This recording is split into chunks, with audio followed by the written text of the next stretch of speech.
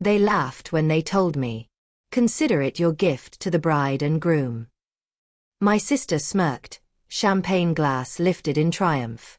My parents chuckled along, tipsy on their own sense of victory. I smiled back. Not because I forgave them, because by then my plan was already unfolding. That lake house wasn't just real estate. It was mine. My first true accomplishment. I'd scraped it together piece by piece, paycheck by paycheck. I skipped weekends off, holidays, and trips with friends just to make the dream real.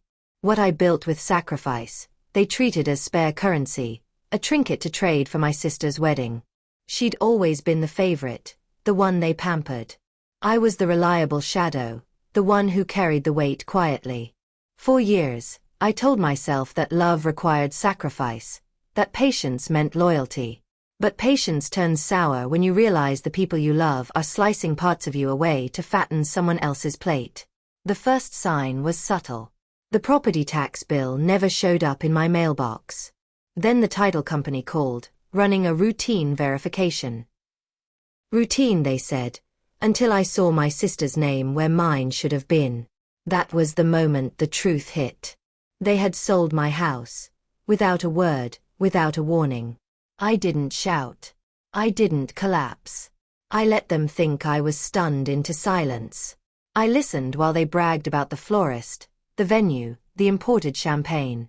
I nodded when they said, "One day you'll understand. Family first." Outwardly, I played the dutiful sibling. Inwardly, I sharpened my knives. I dug into every page of the sale. The contracts. The signatures. The filings. And there it was, the crack. They hadn't done it cleanly.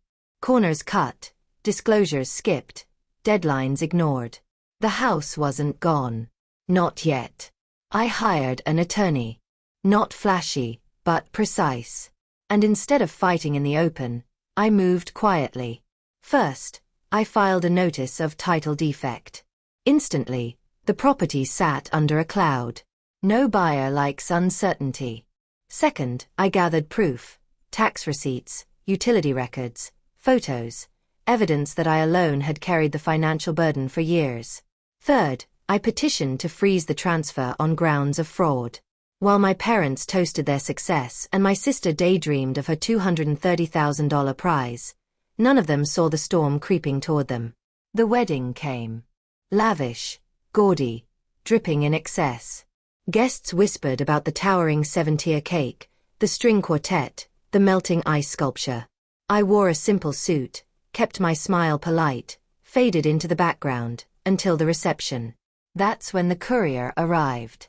Right on cue. He handed the envelope to my father, who opened it expecting cash and congratulations. Instead, his face went pale. His hands shook. My mother grabbed the papers, scanning with frantic eyes. My sister leaned over in her lace and jewels, confused. "What is it?"